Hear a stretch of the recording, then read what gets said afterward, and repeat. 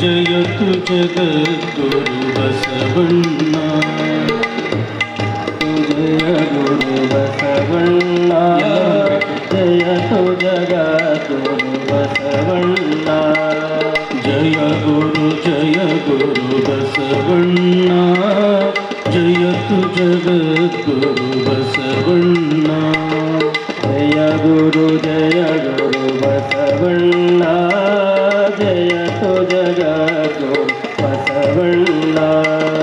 ಜಂಗಮ ರೂಪನೆ ಬಸವಣ್ಣ, ಜಗತೋದ್ಧಾರಕ ಬಸವಣ್ಣ.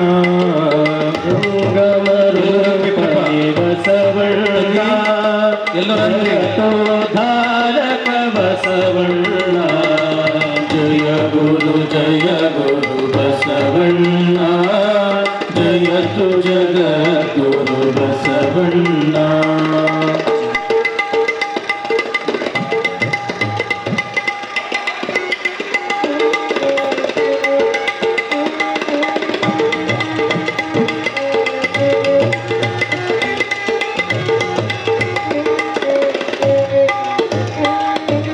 ಕಲ್ಯಾಣ ವಾಸನೆ ಬಸವಣ್ಣ, ಕಾರುಣ್ಯ ಮೂರ್ತಿ ಬಸವಣ್ಣ.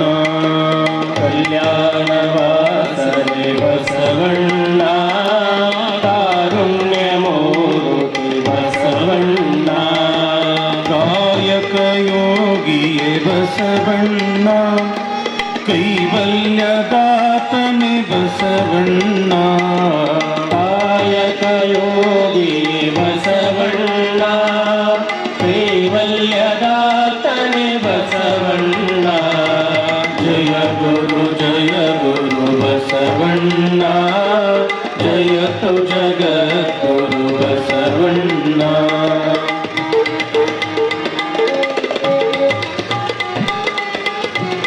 ಜೋರಾಗಿ ಎಲ್ಲರೂ ಕೂಡ ತಾವೆಲ್ಲರೂ ಕೂಡ ಹೇಳಬೇಕು, ಪೂಜೆ ಹೇಳಿದ ನಂತರದಲ್ಲಿ.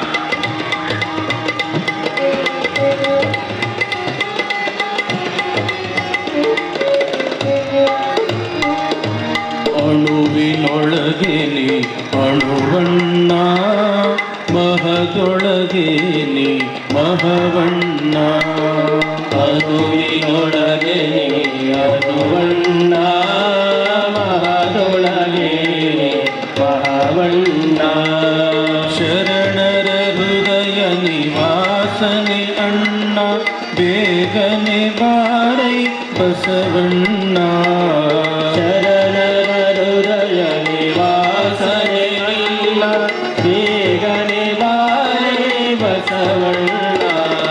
ಸಾಂಬ ಸದಾ ಶಿವ ಸಾಂಬ ಶಿವ, ಸಾಂಬ ಸದಾ ಶಿವ ಸಾಂಬ ಶಿವ. ಸಾಂಬ ಸದಾ ಶಿವ ಸಾಂಬ ಶಿವ, ಸಾಂಬ ಸದಾ ಶಿವ ಸಾಂಬ ಶಿವ. ಶಿವನೇ ಬಸವ ಬಸವ ಶಿವನೇ, ಶಿವನೇ ಬಸವ ಬಸವ ಶಿವನೇ. ಸಂಗನ ಬಸವನೆ ಸಾಂಬ ಶಿವ, ಸಂಗನ ಬಸವನೆ ಸಾಂಬ ಶಿವ. ಸಾಂಬ ಸದಾ ಶಿವ ಸಾಂಬ ಶಿವ, ಸಾಂಬ ಸದಾ ಶಿವ ಸಾಂಬ ಶಿವ. ಸಾಂಬ ಸದಾ ಶಿವ ಸಾಂಬ ಶಿವ, ಸಾಂಬ ಸದಾ ಶಿವ ಸಾಂಬ ಶಿವ. ಸಾಂ ಶಿವ ಓಂ ಶಿವ, ಸಾಂ ಶಿವ ಓಂ ಶಿವ, ಸಾಂ ಶಿವ ಓಂ ಶಿವ, ಸಾಂ ಶಿವ ಓಂ ಶಿವ. ಸಾಂ ಶಿವ ಓಂ ಶಿವ, ಸಾಂ ಶಿವ ಓಂ ಶಿವ, ಸಾಂ ಶಿವ ಓಂ ಶಿವ, ಸಾಂ ಶಿವ ಓಂ ಶಿವ. ಸಾಂ ಶಿವ ಓಂ ಶಿವ, ಸಾಂ ಶಿವ ಓಂ ಶಿವ, ಸಾಂ ಶಿವ ಓಂ ಶಿವ.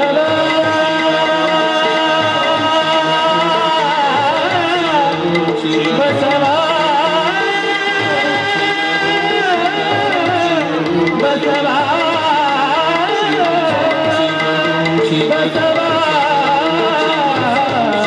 ಬಸವ ಬಸವ ಬಸವ. ಜಯ ಮಂಗಲಂ ಜಯ ಗುರು ಬಸವೇಶ. ದಯವಿಟ್ಟು ಈ ಕಡೆ ಇರ್ತಕ್ಕಂಥವ್ರು ಎಲ್ಲರೂ ಇಲ್ಲಿ ಬಂದು ಕೂತ್ಕೊಳ್ಬೇಕು. ನಿಂತ್ಕೊಂಡು ನೋಡೋಕ್ಕೆ ಇದು ಬೇರೆ ಕಾರ್ಯಕ್ರಮ ಅಲ್ಲ. ಅನುಭವದ ಕಾರ್ಯಕ್ರಮ ಆಗಿರೋದ್ರಿಂದ ದಯವಿಟ್ಟು ಹೋಗಬೇಡಿ ಯಾರು. ಇಲ್ಲಿ ಆಸನಗಳ ವ್ಯವಸ್ಥೆ ಇದೆ, ತಾವೆಲ್ಲರೂ ಕೂಡ ಬಂದು ಕೂತ್ಕೊಳ್ಬೇಕು. ಹರನೀವ ಕಾಲಕ್ಕೆ ಸಿರಿಯು ಬೆನ್ನಲ್ಲಿ ಬರುಕು, ಹರಿದ ಹೆದ್ವರೆಯು ಕೆರೆ ತುಂಬಿದಂತಯ್ಯ, ಅರಸು ಪರಿವಾರ ಕೈವಾರ ನೋಡಯ್ಯ, ನೆರೆಯದ ವಸ್ತು ನೆರೆವುದು ನೋಡಯ್ಯ, ಪರಮ ನಿರಂಜನನ ಮರೆವ ಕಾಲಕ್ಕೆ ತುಂಬಿದ ಹರವಿಗೆ ಕಲ್ಲು ಕೊಂಬಂತೆ ಕೂಡಲ ಸಂಗಮ ದೇವ.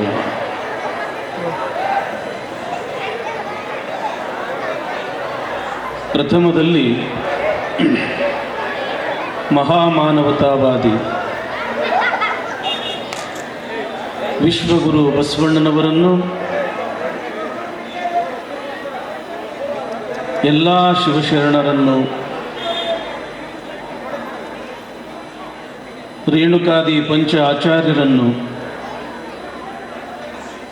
ಆರಾಧ್ಯ ಗುರುದೇವರಾದ ಹಾನಗಲ್ಲ ಗುರುಕುಮಾರ ಶಿವಯೋಗಿಗಳವರನ್ನು ಸ್ಮರಣೆ ಮಾಡಿ ಶಿವಮೆಚ್ಚುವಂತೆ ಬಸವ ಪುರಾಣ ಬರೆದ ಭೀಮಕವಿಗಳವರನ್ನು ಸ್ಮರಿಸಿ ಬಹಳ ಅದ್ಭುತವಾಗಿರ್ತಕ್ಕಂಥ ಕಾರ್ಯಕ್ರಮ ಇವತ್ತಿನ ದಿವಸ. ಇಲ್ಲಿ ಇರ್ತಕ್ಕಂಥ ಎಲ್ಲ ಶರಣರು ಮತ್ತು ಶರಣೀಯರು ಈ ಕಾರ್ಯಕ್ರಮದ ಆನಂದವನ್ನು ಅನುಭವಿಸ್ತಾ ಇದ್ದೀರಿ. ಪಾಪ ಈ ಶಾಲೆ ಕಾಲೇಜು ಓದ್ತಕ್ಕಂಥ ಮಕ್ಕಳಿಗೆ ಈ ಕಾರ್ಯಕ್ರಮದ ಮಹತ್ವ ಗೊತ್ತಿರಲಿಕ್ಕಿಲ್ಲ ಅಂತ ನಾನು ತಿಳ್ಕೊಳ್ತೀನಿ. ಅವರು ಜೀವನ ಅಂತಂದ್ರೆ ಸುಮ್ಮನೆ ಮೋಜು ಮಜಾ ಗಲಾಟೆ, ಒಬ್ಬರನ್ನೊಬ್ಬರು ತಿವಿಯೋದು, ಕುಚೇಷ್ಟೆ ಮಾಡೋದೇ ಜೀವನ ಅಂತ ತಿಳ್ಕೊಂಡಿದ್ದಾರೆ. ಆದರೆ ನಮ್ಮ ಜೊತೆಗೆ 21 ದಿವಸ ಅವರು ಕಳೆದಿದ್ದೇ ಆದ್ರೆ ಆ ವಿದ್ಯಾರ್ಥಿಗಳು ಕುಚೇಷ್ಟೆ ಮಾಡ್ತಕ್ಕಂಥ ವಿದ್ಯಾರ್ಥಿಗಳಾಗಿರೋದಿಲ್ಲ, ಬದಲಾಗಿ ರಾಷ್ಟ್ರ ನಿರ್ಮಾಣ ಮಾಡ್ತಕ್ಕಂಥ ವಿದ್ಯಾರ್ಥಿಗಳಾಗ್ತಾರೆ ಅನ್ನೋದ್ರೊಳಗೆ ಎರಡು ಮಾತಿಲ್ಲ.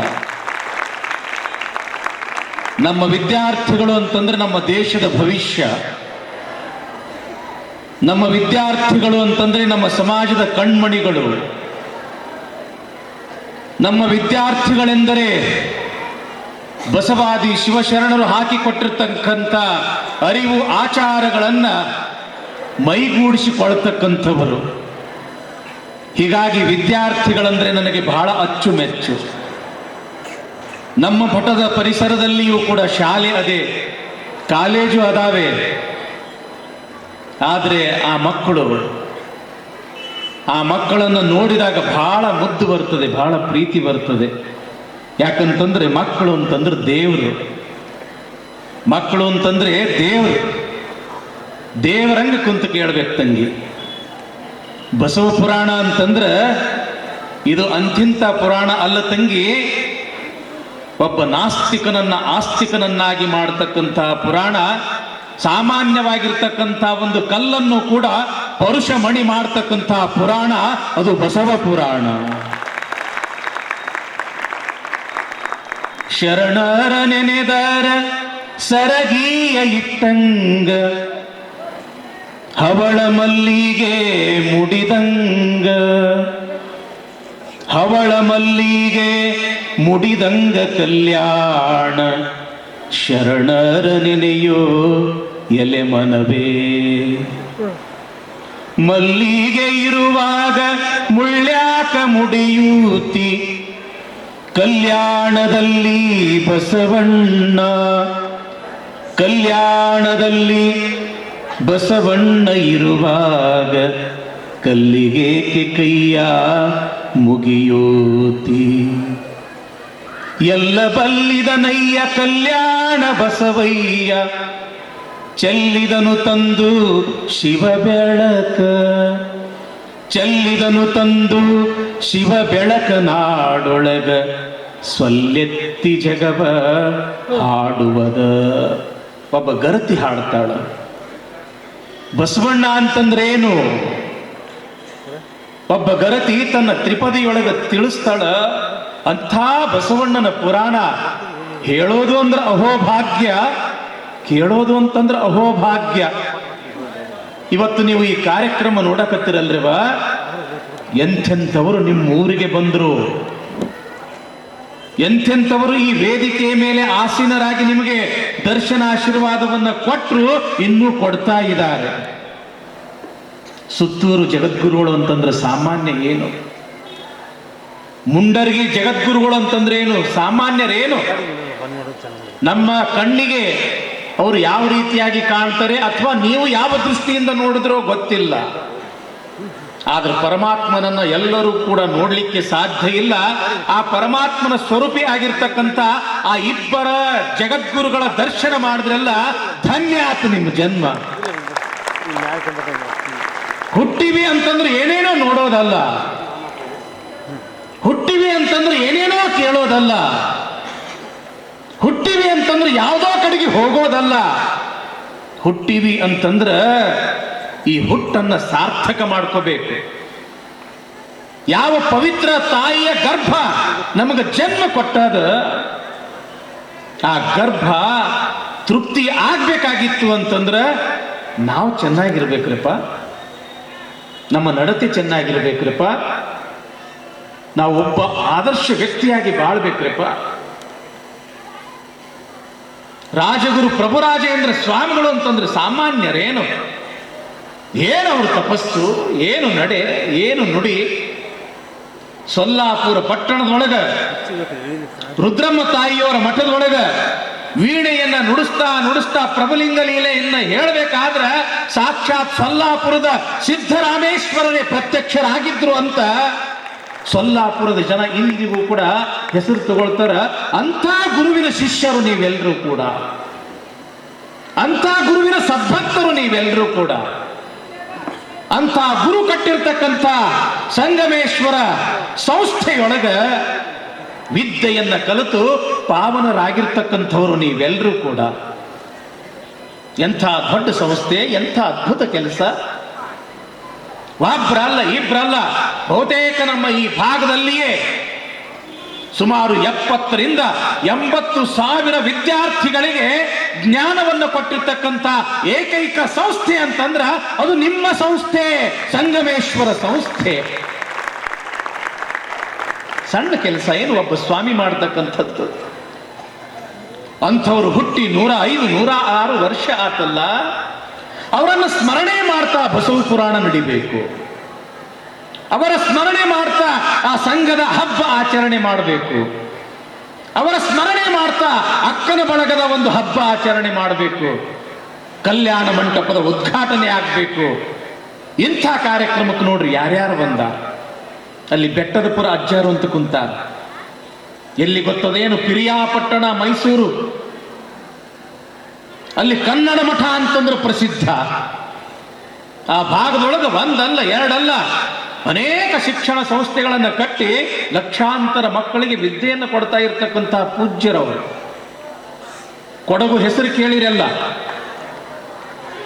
ಆ ಕೊಡಗು ಮಹಾರಾಜರು ಆ ಮಠದ ಪ್ರಭಾವಕ್ಕೆ ಒಳಗಾಗಿ ಒಂದಲ್ಲ ಎರಡಲ್ಲ 200 ಕಾಫಿ ಎಸ್ಟೇಟ್ ದಾನವಾಗಿ ಕೊಟ್ಟಿರ್ತಕ್ಕಂಥವ್ರು. ಅಂಥ ರಾಜರ ಗುರುಗಳು ಇವತ್ತು ನಿಮ್ಮ ಈ ಕಾರ್ಯಕ್ರಮಕ್ಕೆ ಬಂದಿದ್ದಾರೆ. ಎಂಥ ಭಾಗ್ಯ ಇರಬೇಕು ನಿಮ್ದು. ಅವ್ರ ಪಕ್ಕದಾಗ ಕುಳಿತಿರ್ತಕ್ಕಂಥವ್ರು ಸಿಂದಗಿ ಸಾರಂಗ ಮಠದ ಅಜ್ಜಾರ. ಅವರು ಅಜ್ಜಾರ ಅಂತಂದ್ರೆ ಸಾರಂಗ ಮಠದ ಅಜ್ಜಾರ. ಏನು ಆಚಾರ, ಏನು ವಿಚಾರ, ಏನು ಅದು ಶಾಂತ ಪ್ರಶಾಂತವಾಗಿರ್ತಕ್ಕಂಥ ಆ ಶರೀರ. ಅವರ ಮಠದ ಅಂಗಳಕ್ಕೆ ಹೋದ್ರೆ ಸಾಕು, ಏನದು ಎಷ್ಟು ವಿದ್ಯಾರ್ಥಿಗಳು ಅಲ್ಲಿ ಅನ್ನ ದಾಸೋಹ, ಜ್ಞಾನ ದಾಸೋಹ, ಆಶ್ರಯ ದಾಸೋಹ. ಹಬ್ಬ ನೋಡಕ್ಕೆ ಎಷ್ಟು ಸಾದಾ ಸೀದಾ ಕುಂತ. ನಾವು ಸುಮ್ಮನೆ ಏನಾದ್ರೂ ಒಂದು ಸಣ್ಣ ಕಾರ್ಯ ಮಾಡಿದ್ವಿ ಅಂತಂದ್ರೆ ನಾ ಅಂಥದ್ದು ಮಾಡಿದೆ ಇಂಥದ್ದು ಮಾಡಿದೆ ಅಂತ ತಿಳ್ಕೊಂಡು ಎಷ್ಟೋ ಪ್ರಚಾರಕ್ಕಾಗಿ ನಾವು ಬಡದಾಡ್ತೀವಿ. ಅವರು ಸಾವಿರಾರು ಮಕ್ಕಳಿಗೆ ಅನ್ನ ಜ್ಞಾನ ಎಲ್ಲವನ್ನ ಕೊಡ್ತಾರಲ್ಲ, ಹೆಂಗ್ ಕುಂತಾರ ಅವ್ರು? ಏನು ಇದ್ದು ಇರ್ಲಾರ್ದಂಗ ಅಂಥವ್ರು ಬಂದಾರಲ್ಲ. ನಮ್ಮ ಪಕ್ಕದೊಳಗೆ ಇನ್ನೊಬ್ರು ಕುಂತಾರ, ನಮ್ಮ ಹಿಂದೆನೆ ಅಥಣೀಶ ಅಂತ ಹೆಸರು ಕೇಳಿರಿ. ಅನೇಕ ಸಾಹಿತ್ಯ ಬರೆದಿದ್ದಾರೆ, ಕವನಗಳು ಬರೆದಿದ್ದಾರೆ, ದೊಡ್ಡ ದೊಡ್ಡ ಗ್ರಂಥಗಳು. ಬಹುತೇಕ ಇಲ್ಲಿ ಒಂದು ಗ್ರಂಥ ನೋಡಿದ್ರೆ ನೀವು ಗಾಬರಿ ಆಗ್ತೀರಿ, ಇಷ್ಟು ದಪ್ಪ ಗ್ರಂಥ. ಎಲ್ಲ ಮಹಾತ್ಮರ ಚರಿತ್ರೆ, ಹಿಂಗೆ ಒಂದಲ್ಲ ಎರಡಲ್ಲ, ವಯಸ್ಸು ಎಷ್ಟು ಸಣ್ಣದು, ಅವರಲ್ಲಿರ್ತಕ್ಕಂಥ ಜ್ಞಾನ ಎಂಥದ್ದು. ಅಂಥ ಅಥನೀಶ ಇವತ್ತು ನಮ್ಮ ಅನೇಕ ಕಲಾವಿದರು ಹಾಡ್ತಾರೆ. ಬಸವಣ್ಣನ ಹಾಡು, ಶಿವಶರಣರ ಹಾಡು, ಭಾವಗೀತೆಗಳು, ಭಕ್ತಿ ಗೀತೆಗಳು, ಸಾವಿರ ಸಾವಿರ ಹಾಡು ಬರೆದಿರ್ತಕ್ಕಂಥ ಒಬ್ಬ ಪೂಜ್ಯರು ನಿಮ್ಮೂರ ತನಕ ಬಂದು ನಿಮಗೆ ಆಶೀರ್ವಾದ ಮಾಡಕ್ಕೆ ಬಂದರ, ನಾಲ್ಕು ಒಳ್ಳೆಯ ಮಾತುಗಳನ್ನು ಹೇಳಕ್ಕೆ ಬಂದರ. ಅಷ್ಟೇ ಅಲ್ಲ, ನಮ್ಮ ಇನ್ನೊಬ್ಬರ ಶಿವಗಂಗೆ ಅಜ್ಜ ಇಲ್ಲೇ ಪಕ್ಕದವರ, ನಿತ್ಯ ಶಿವಾನುಭವ ಮೂರ್ತಿಗಳು, ಪ್ರತಿ ಹುಣ್ಣಿಮೆಗೆ ತಮ್ಮ ಶ್ರೀಮಠದಲ್ಲಿ ಶಿವಾನುಭವ ನಡೆಸ್ತಕ್ಕಂಥ ಪೂಜ್ಯರು. ಅಪ್ಪ ನೋಡ್ರಿ, ಕೇವಲ ಕರ್ನಾಟಕ ಅಲ್ಲ, ನಮ್ಮ ಭಾರತ ದೇಶ ಅಷ್ಟೇ ಅಲ್ಲ, ಸ್ವಾಮಿ ವಿವೇಕಾನಂದರಂತೆ ಪರದೇಶದಲ್ಲಿಯೂ ಕೂಡ ನಮ್ಮ ಧರ್ಮ ಸಂಸ್ಕಾರದ ಆಚಾರ ವಿಚಾರ ಬಿತ್ತಿ ಬಂದವರು ಪೂಜ್ಯರು. ನೀವೇನೋ ತಿಳ್ಕೊಂಡಿರಿ, ಏನೋ ಅಜ್ಜಾರ ಒಂದು ಕಾರ್ಯಕ್ರಮ ಇಟ್ಟಾರ, ಸರ್ಗಳು ನಮಗೆ ಬರಾಕ ಹೇಳ್ಯಾರ, ಅದಕ್ಕೆ ನಾವು ಬಂದು ಕುಂತೀವಿ. ಯಾವಾಗ ಕಾರ್ಯಕ್ರಮ ಮುಗೀತದೋ ಯಾವಾಗ ಹುಗ್ಗಿ ಹೊಡೆದೀವಿ. ಎಂಥ ಪುಣ್ಯ ತಂಗಿ ನಿಮ್ಮದು ಮಕ್ಕಳೇ, ಎಂಥ ಪುಣ್ಯ. ಅದ ಈ ಸ್ಟೇಜ್ ಮೇಲೆ ಐಶ್ವರ್ಯ ರೈ ಬಂದ್ರು ಬೇರೆನೇ ಇತ್ತು, ಸಲ್ಮಾನ್ ಖಾನ್ ಬಂದ್ರು ಬೇರೆನೇ ಇತ್ತು. ಅಂಥವರನ್ನ ನೀವು ಹೀರೋ ಅಂತ ತಿಳ್ಕೊಂಡಿದ್ದೀರಿ ತಂಗಿ. ಅಂಥವರು ಹೀರೋ ಆಗಕ್ಕೆ ಸಾಧ್ಯ ಇಲ್ಲ. ಸಮಾಜ ಸುಧಾರಣೆಯನ್ನು ಮಾಡ್ತಕ್ಕಂಥ, ಸಮಾಜಕ್ಕಾಗಿ ತಮ್ಮ ತನುಮನ ಧನವನ್ನೇ ಸಮರ್ಪಣೆ ಮಾಡಿ ನಿಮ್ಮ ಸಲುವಾಗಿ ಜ್ಞಾನವನ್ನು ಕೊಡ್ತಕ್ಕಂಥ ಇಂಥ ಮಹಾಸ್ವಾಮಿಗಳು ಹೀರೋ ಆಗಬೇಕು ತಂಗಿ. ನಿಮಗೆಲ್ಲ ನಾವು ಯಾವ ಕಡೆಗೆ ನಡೆದೀವಿ ಒಂದು ತಿಳಿಲಾರ್ದಂಗೆ ಆಗ್ಬಿಟ್ಟದ. ಟಿವಿ ಬಂದು ಅರ್ಧ ಕೆಟ್ಟಿತ್ತು ನಮ್ಮ ಲೋಕ, ಮೊಬೈಲ್ ಬಂದು ಪೂರ್ತಿ ಕೆಟ್ಟು ಬಿಡುತ್ತು. ಸ್ವಲ್ಪ ಒಂದು 2 ತಾಸು ಸ್ವಲ್ಪ ಮೊಬೈಲ್ ಬಿಟ್ಟು ಟಿವಿ ಬಿಟ್ಟು ಈ ಅಜ್ಜನ ಅಂಗಳದಾಗ ಬಂದು ಪುತ್ರಿ ಅಂತಂದ್ರೆ, ಯವ್ವ ನಿಮ್ಮ ಜೀವನ ಧನ್ಯ ಅದು, ಧನ್ಯ ಅದು. ವೇದಿಕೆ ಮೇಲೆ ಇರ್ತಕ್ಕಂಥ ಎಲ್ಲ ಪೂಜ್ಯರಿಗೆ ಅನಂತ ಪ್ರಣಾಮಗಳು, ಎಲ್ಲ ಅತಿಥಿಗಳಿಗೂ ಅನಂತ ಶರಣಾರ್ಥಿಗಳು, ಕಲಾವಿದರಿಗೂ ನಿಮ್ಮೆಲ್ಲರಿಗೂ ಅನಂತ ಶರಣಾರ್ಥಿಗಳು. ಯಾಕೆ ಇವತ್ತು ಪ್ರಾರಂಭದ ದಿವಸ ಅದ. ಬಸವ ಪುರಾಣ ಉತ್ತಿ ಬಿತ್ತುವ ಮಂತ್ರ, ಬಿತ್ತಿ ಬೆಳೆಯುವ ಮಂತ್ರ, ಸತ್ಯ ಶಿವ ಮಂತ್ರ ನಿನ್ನೆಸರ, ಸತ್ಯ ಶಿವ ಮಂತ್ರ ನಿನ್ನೆಸರ ಬಸವಣ್ಣ, ಮರ್ತ್ಯದೊಳು ಮಂತ್ರ ಬಾಳುದಕ. ಬಸವಣ್ಣ ಅಂತಂದ್ರೆ ಕೇವಲ ಒಂದು ವ್ಯಕ್ತಿ ಅಲ್ಲ, ಬಸವಣ್ಣ ಅಂತಂದ್ರ ಒಂದು ಸಮಾಜದ ಶಕ್ತಿ ಅಲ್ಲ, ಇಡೀ ಪ್ರಪಂಚದ ಶಕ್ತಿ ಅದು. ಭಾರತದ ಸಂವಿಧಾನವನ್ನು ಬರೆದಿರ್ತಕ್ಕಂಥ ಸಂವಿಧಾನ ಶಿಲ್ಪಿ ಡಾಕ್ಟರ್ ಬಾಬಾ ಸಾಹೇಬ್ ಅಂಬೇಡ್ಕರ್ ಅವರು ಹೇಳ್ತಾರ, ತಮ್ಮ ಜೀವಮಾನದ ಕೊನೆಯ ಘಳಿಗೆಯಲ್ಲಿ ಬಸವಾದಿ ಶಿವಶರಣರ ಜೀವನ ಆದರ್ಶಗಳು ಈ ಮೊದಲು ನನಗೆ ಸಿಕ್ಕಿದ್ದು ಅಂತಂದ್ರ, ಸ್ವಲ್ಪ ದಿವಸ ಪೂರ್ವದಲ್ಲಿ ನಾನು ಕೂಡ ಬಸವಣ್ಣನ ಭಕ್ತನಾಗ್ತಿದ್ದೆ, ಬಸವ ಧರ್ಮವನ್ನು ಸ್ವೀಕಾರ ಮಾಡ್ತಿದ್ದೆ. ಸಣ್ಣ ಮಾತೇನಿದು, ಎಷ್ಟು ಎತ್ತರದ ವ್ಯಕ್ತಿ ಇರಬೇಕು ಬಸವಣ್ಣ. ರಾಷ್ಟ್ರಕವಿಯಾಗಿರ್ತಕ್ಕಂಥ ಕುವೆಂಪು ಅವರು ಹೇಳ್ತಾರೆ ಬಸವಣ್ಣವರ ಬಗ್ಗೆ, ಕಾರ್ತಿಕದ ಕತ್ತಲಲ್ಲಿ ಆಕಾಶ ದೀಪವಾಗಿ ನೀ ಬಂದೆ, ಬಟ್ಟೆಗೆಟ್ಟವರಿಗೊಂದು ದೊಂದಿ ದಿಕ್ಕಾಗಿ. ಕಾರ್ತಿಕದ ಕತ್ತಲೆ ಅಂತಂದ್ರ ಬಹಳ ಕೆಟ್ಟ ಕತ್ತಲೆ ಅದು, ಅದಕ್ಕೆ ದೀಪ ಹಚ್ಚತಕ್ಕಂಥ ಪದ್ಧತಿ ಇಟ್ಟಾರ. ಯಾಕ? ಬಹಳ ಕಾರ್ಗತ್ತಲೆ ಅದು. ಅಂಥ ಕತ್ತಲೆಯ ಸಂದರ್ಭದಲ್ಲಿ ಎಂಥ ಕತ್ತಲೆ ಅದು? ರಾತ್ರಿ ಆಗ್ತಕ್ಕಂಥ ಕತ್ತಲೆ ಅದು ಅಲ್ಲ, ಸಮಾಜದಲ್ಲಿ ಇರ್ತಕ್ಕಂಥ ಕತ್ತಲೆ, ಜಾತಿ ಮೇಲು ಕೀಳು ಎಂಬತಕ್ಕಂಥ ಕತ್ತಲೆ, ಬಡವ ಶ್ರೀಮಂತ ಎಂಬತಕ್ಕಂಥ ಭೇದದ ಕತ್ತಲೆ, ಪುರುಷ ಸ್ತ್ರೀ ಎಂಬತಕ್ಕಂಥ ಭೇದ ಭಾವ ಮಾಡ್ತಕ್ಕಂಥ ಕತ್ತಲೆ. ಒಂದಲ್ಲ ಎರಡಲ್ಲ, ಅನೇಕ ರೀತಿಯ ಕತ್ತಲೆ ಈ ಸಮಾಜದೊಳಗ ತುಂಬಿತ್ತು. ಅಂಥ ಸಮಯದೊಳಗ ಕಾರ್ತಿಕದ ಕತ್ತಲೆಯಲ್ಲಿ ಆಕಾಶ ದೀಪವಾಗಿ ನೀ ಬಂದೆ ಬಸವಣ್ಣ. ಕತ್ತಲೆ ಅಂತಂದ್ರೆ ಏನೂ ಕಾಣೋದಿಲ್ಲ, ಬಂಗಾರ ಬೆಳ್ಳಿ ಮುತ್ತು ರತ್ನ ವಜ್ರ ವೈಡೂರ್ಯ ಏನಿಟ್ರು ಕೂಡ ಕಾಣೋದಿಲ್ಲ. ಯಾಕ? ಅದು ಕತ್ತಲೆಯ ಪರಿಣಾಮ. ಆದ್ರೆ ಕಾಣಬೇಕಾಗಿತ್ತು ಅಂತಂದ್ರೆ ಒಂದು ಸಣ್ಣ ದೀಪ ಇದ್ರೆ ಸಾಕಲ್ಲ. ಸಣ್ಣ ದೀಪನೇ ಎಷ್ಟೋ ಆನಂದ ಕೊಡ್ತದ. ಇನ್ನ ಆಕಾಶ ದೀಪವಾಗಿ ನೀ ಬಂದೆ. ಹೆಂಗ? ಯಾರು ಆಕಾಶ ದೀಪ?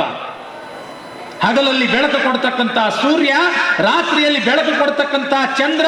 ಈ ಇಬ್ಬರ ಉಪಾಧಿಯೊಳಗ ಬಸವಣ್ಣ ಈ ಭೂಮಿಯ ಮೇಲೆ ಜನ್ಮವನ್ನ ಎತ್ತಿ ಸಮಾಜದಲ್ಲಿ ಇರ್ತಕ್ಕಂಥ ಕತ್ತಲೆ ಕಳೆದೆ.